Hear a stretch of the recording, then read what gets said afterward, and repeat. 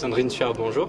Vous êtes secrétaire générale de l'association des couleurs pour Charcot qui est représentée ici à Art-Toulouse.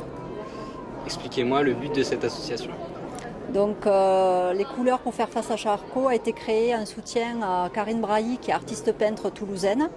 Grâce à l'association, en fait, on finance du matériel pour aider Karine dans sa maladie, donc qui est assez difficile, et elle a besoin de certains matériaux qui ne sont pas remboursés, etc. Donc on prend en charge une partie de ces matériels, et donc ça permet d'avoir un petit soutien moral et financier pour elle. Voilà. Donc on récupère des tableaux d'artistes peintres, sculpteurs, en faisant des appels aux dons. Et grâce aux artistes qui participent, qui veulent bien nous donner des œuvres, on les revend, et tous les sous que l'on récupère sont ensuite au bénéfice donc de Karine Brailly. Voilà. J'ai vu qu'il y avait beaucoup d'artistes ici qui amenaient spontanément des œuvres. Voilà, depuis qu'on est sur le salon Art-Toulouse, en fait, les artistes passent nous voir, posent des questions sur notre action et ont envie de participer. Donc on est très touchés par cette solidarité pour Karine. Donc voilà, sans même faire des appels aux dons, les artistes sont solidaires entre eux, et c'est vraiment ce qui est super. La maladie de Charcot est une maladie incurable, c'est ça? Alors la maladie de Charcot est une maladie incurable qui n'a pas de traitement, donc qui ne se soigne pas. Donc c'est pour ça que l'évolution peut être très rapide. Karine a 45 ans, et c'est vrai que déjà elle ne peut plus peindre, ne peut plus vivre de son art. Donc nous on est là vraiment pour la soutenir. Et donc cette maladie étant terrible, le seul soutien qu'on ait trouvé pour elle, c'était d'essayer de l'aider au plus possible pour vaincre un petit peu cette maladie malgré tout. Bonjour, vous êtes artiste peintre plasticien sur Aix-en-Provence. Oui, c'est ça, je suis sur la région d'Aix, un petit village à côté d'Aix. Donc c'est la première fois que je viens sur Toulouse, exposer mon travail qui traite de la télévision, du rapport de l'homme à la télévision et vice-versa, de la télévision à l'homme, à l'humain, et de la consommation. Donc là, je vais faire un constat qui est le mien. C'est pas une critique, je ne veux pas faire la morale ni la leçon. Et c'est les sujets que vous voyez ici, c'est ma vision de la situation actuelle, du rapport que nous avons à la télévision et à la consommation. Ça fait longtemps que vous travaillez sur ce sujet? Alors j'ai démarré ce sujet en 2013, parce qu'à la maison, on regarde trop la télévision, notamment les enfants, donc c'est à cause d'eux que j'ai démarré ce travail. Auparavant, je peignais les paysages provençaux de ma région aixoise et marseillaise. Voilà. Comment vous travaillez? Alors la technique, elle est assez simple, on va dire. C'est des aplats, beaucoup d'aplats, notamment pour ce genre de travail. Et après, là, j'utilise de la bombe, donc c'est de l'acrylique, peinture acrylique sur toile, ou alors ici, j'utilise des médias divers, de la récupération, notamment des bombes aérosols, et pour un travail un peu plus rapide, donc de la bombe aérosol ou des cartons de récupération, et présenté d'une manière un peu chouette, là, avec des encadrements sous verre. C'est la première fois que vous êtes ici sur ce salon? Oui, c'est mon premier salon sur Toulouse, donc je sors un petit peu de mon univers de la région PACA, on va dire. Donc là, cette année, donc j'ai fait Bruxelles et là Toulouse, après on verra où me mènera mon parcours. Vous exposez également dans la région PACA? Alors j'expose, il y a des expositions diverses, ponctuelles, sur des salons, souvent dans le sud, à Marseille, Aix-en-Provence, Cannes. Une galerie en Australie qui me représente également, et je travaille aussi avec une galerie à Paris et à Bruxelles aussi. C'est un travail très coloré? Oui, la couleur les sujets sont un peu incisifs, donc on va mettre un peu de couleur dans tout ça, pour égayer le tout, parce que c'est pas tout le temps rose. L'actualité du moment nous le démontre, donc pour sortir un peu de cette morosité, de ce catastrophisme quotidien. Donc moi je donner de la gaieté dans mon travail. Renaud, bonjour. Bonjour. C'est votre première année sur le salon? Oui, sur ce salon-ci, oui, c'est la première fois, ouais. Alors mon travail, déjà c'est une technique, c'est la technique de l'aérographe, puisque je peins avec un pistolet qui est un aérographe. Donc ça pulvérise, en fait l'aérographe est un pistolet à peinture avec lequel on pulvérise de l'encre. Voilà. Donc tous mes travaux réalisés sont faits avec cette technique-là, qui est en comparaison avec un pistolet comme on pourrait l'entendre, un pistolet un peu de peinture, donc ça n'a rien à voir avec un pistolet de carrosserie, puisque là on travaille vraiment sur du millimètre, on fait des traits de 0,2 par exemple millimètre, donc qui donne un travail très très fin. Bon, et après il y a d'autres techniques qui se lient avec l'aérographe, donc on peut traditionnellement tomber dans le masquage. Moi je suis beaucoup sur du main levée, après il va y avoir des gommages, il va y avoir des grattages, etc. etc. Donc on s'approche des œuvres, on met un peu le nez dessus, on peut décerner d'autres techniques que l'aérographe. Après mes inspirations, il n'y a qu'à voir un peu mes œuvres. Je suis beaucoup dans un peu de l'automobile, si on peut dire, en allant vite. C'est surtout le chrome, dans un premier temps, les chromes qui m'attirent, avec lequel je vais me servir de ce reflet pour faire refléter une image dans l'image. Voilà, c'est un peu après le démarrage d'un travail qui sort un peu des sentiers vis-à-vis de l'aérographe. Donc des superpositions qui peuvent aller à 1, 2, voire 3 images. Donc une lecture, si on ne s'arrête pas dessus, une lecture qui peut être difficile, voire on peut passer à côté, quoi. Vraiment. C'est un travail qui met beaucoup de temps, l'aérographe? C'est un travail qui est, oui, assez technique. L'appareil est assez compliqué, capricieux, puisque c'est un outil qui demande de l'entretien. Voilà, on ne trempe pas un pinceau dans la peinture, on va avoir un côté mécanique de cet appareil-là qu'il faut entretenir pour avoir une belle pulvérisation. Donc vous faites également une autre sorte de travail, les bornes incendie qu'on va voir à l'image? Oui, très récemment, je m'essaye à la sculpture, donc qui est pareil, en lien avec ma technique. Puisqu'on pourra décerner certainement un thème qui nous fait basculer un petit peu sur le poteau incendie. Voilà, il y a quelques connotations dans mon travail qui va vers la création de cette pièce. Les deux sculptures qu'on voit ici, c'est deux matières différentes? Comment vous les avez travaillées séparément? Ah non, c'est une seule et même matière. C'est une création qui a été moulée et ensuite tirée à 10 exemplaires chacune. Voilà. Mais l'aspect extérieur est différent, donc oui, vous les avez travaillés? L'aspect extérieur, après, bien entendu, puisque le tirage s'arrête à 10 et on repart à 10 par couleur. Voilà. La limitation est dans la couleur, finalement. Quelle matière c'est? C'est une résine avec un mélange de poudre de marbre. Jean-Michel Brune, bonjour. Bonjour. Ça fait 2 ans que vous êtes sur le salon? Voilà, c'est ma 2e année. Expliquez-nous votre travail. Vous êtes sculpteur sur bois, comment vous travaillez? Mais je travaille une matière assez méconnue qui est quand même la branche. Je pense qu'il y a très peu d'artistes qui travaillent la branche. Je travaille la branche, pourquoi? Parce que c'est le mouvement qui va faire que je vais travailler une branche, qui va faire que je vais travailler autour de la branche.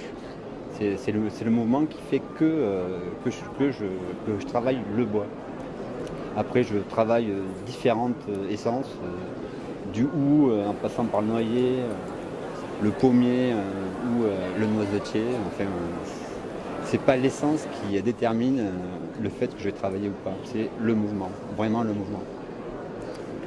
Et comment vous faites pour justement choisir la pièce de bois que vous allez travailler? C'est beaucoup de balades, en fait, beaucoup de balades en forêt et je vais voir un mouvement à un moment. Je vais percevoir le mouvement et c'est pour ça que je vais travailler la branche. Et c'est principalement des danseuses ou il y a Voilà, c'est exclusivement des danseuses. exclusivement des danseuses. Voilà.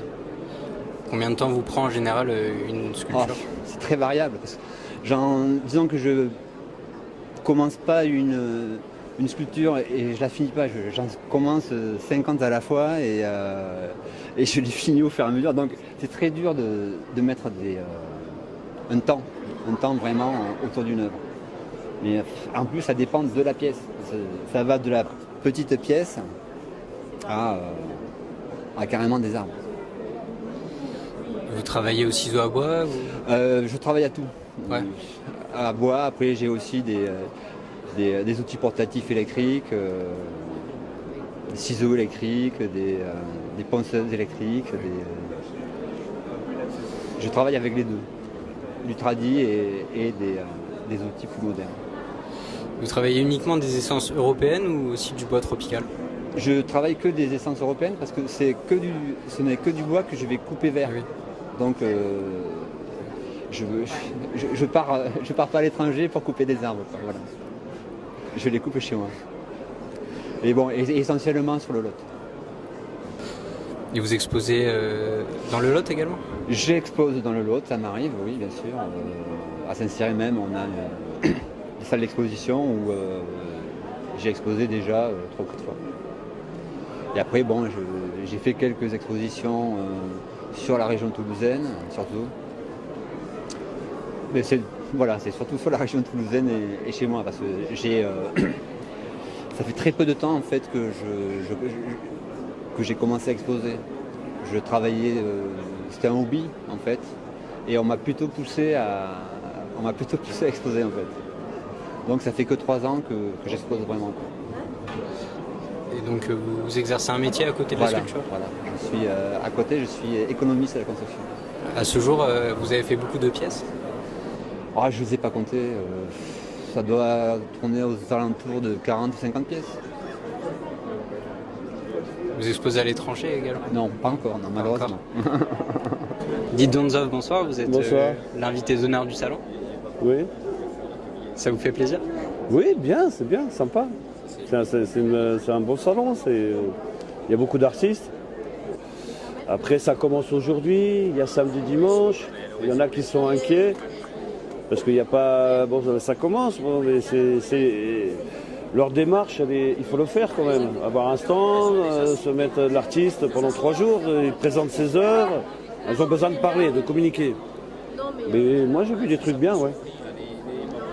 Et c'est bien organisé, Diagora c'est grand. Il y a certains artistes qui ont du mal à se vendre. Vous maintenant vous avez une meilleure visibilité? Oui, meilleure, ouais. Je travaille avec des agents, des marchands, des galeries, oui. C'est une démarche professionnelle, entre guillemets, quoi. Je suis pas tout seul, je vends pas, on a du mal à vendre nos œuvres. Je suis dans un circuit du marché de l'art. Voilà. Et est-ce que vous attendez avec impatience la vente aux enchères qui va avoir lieu dimanche? Oui, mais alors c'est des artistes, ils ont sélectionné des artistes, tout ça, moi j'y serai dimanche. José Albansa, bonjour. Bonjour. C'est la 2e année que vous êtes ici. Oui. Est-ce que vous pouvez nous expliquer votre travail? Oui, avec plaisir. Alors, mon travail est un travail de géométrie. Il est dans un imaginaire qui commence par un point, que je travaille sous différentes formes. Alors, dans une première évidence visuelle, on ne comprend pas cela comme un point, mais on va y venir. Cette œuvre serait un point, celle-ci serait un point. À partir de ce point, je le multiplie et évidemment, nous allons obtenir la ligne. La ligne, comme cette maille, comme celle-ci. Cette ligne, si elle est droite, si on la croise et si on la croise sur un plan, on obtient la première forme de surface, le triangle. À partir de ce triangle, on va chercher un point dans l'espace, on relie les sommets du triangle, les 3 sommets à ce point, et on obtient un polyèdre, comme ici par exemple, sur certaines œuvres. Alors on est donc parti le point, la ligne, la surface et le volume. À partir de là, je retrouve depuis le volume la ligne dans le mouvement que nous avons dans l'espace. Nous sommes à 600 km/s sur la galaxie. Nous tournons un petit peu sur nous-mêmes, sur la planète Terre. En un jour, nous en avons fait le tour. Un petit peu autour du Soleil, ce qui veut dire que là, nous faisons une volute. C'est cette mentalisation de la géométrie, de cette géométrie, du réel aussi, de ces êtres spatiaux que nous sommes, puisque nous sommes à peu près tous les deux, vous caméramans et moi-même, sur le même point, que j'essaie de traduire en forme, mais le but n'est pas d'être celui d'un chercheur, c'est celui d'être un artiste, c'est-à-dire de transformer cela dans un esprit et dans un style artistique qui me permet d'exécuter des œuvres qu'ensuite je présente au regardeur qui lui-même participera à leur conception. Le but est juste de se servir de cette géométrie et de cette idée de spatialisation géométrique pour moi qui les fait, pour les présenter, mais ensuite c'est le regardeur qui en fera ce qu'il voudra. Parce que le seul objectif visé, c'est une esthétique particulière à laquelle on peut s'habituer, aimer ou ne pas aimer. En partant sur des formes géométriques comme cela, est-ce que vous cherchez à rejoindre le nombre pi peut-être? Le nombre pi? Alors oui, le nombre pi, mais comme la section dorée ou comme n'importe quelle interrogation sur les nombres. C'est-à-dire qu'on rejoint un tronc commun de philosophie ou d'école, prenons Pythagore par exemple, qui s'interroge toujours sur quelle forme il y a derrière la forme. Lucrèce disait que, à quelque chose de près, je l'ai à peine un petit peu transformé, que de la forme naît la forme, car rien ne naît de rien. Si vous prenez cette œuvre-là, par exemple, qui est une de mes dernières œuvres et qui est encore un brouillon, vous avez un fond, le mur ou le support. Ensuite, vous avez une maille avant d'avoir les objets. Mais il faut la maille, parce que la maille supporte les objets. Cette idée-là, qui est simplement artistique, qui n'est pas une démonstration ni philosophique, ni scientifique, c'est simplement un support mental pour qu'un être humain, un artiste, en l'occurrence moi-même, crée une œuvre en se servant d'une matière mentale qui est la pensée, cosa mentale. Marie-Caroline Brizou, bonjour. Bonjour. Vous avez reçu le prix des arts numériques. Oui. Ça vous fait plaisir? Bien sûr. Vous pouvez nous expliquer votre travail? Mon travail consiste en fait à prendre des photos de chevaux, voilà, mais en studio. Donc pour mettre en avant mon image des chevaux, donc à la fois leur force et leur douceur, soit avec des postures qu'on fait prendre aux chevaux lors de la séance pour essayer de mettre la lumière sur telle ou telle partie de son anatomie. Vous travaillez uniquement sur fond noir? Uniquement sur fond noir. Donc vous prenez vos photos dans le cadre des concours équestres? Alors j'en prends aussi, mais là c'est plus des demandes de propriétaires de chevaux qui souhaitent immortaliser leur animal. Ici on a affaire qu'à des chevaux de compétition. Il y a des chevaux de dressage, des chevaux de saut d'obstacle, mais aussi des chevaux de concours complet. Et vous tirez sur quel support? Ici c'est un support qui s'appelle Pomapin, qui est en fait un support en PVC. Voilà. Qui a un très beau rendu. Oui, j'ai un très bon labo aussi.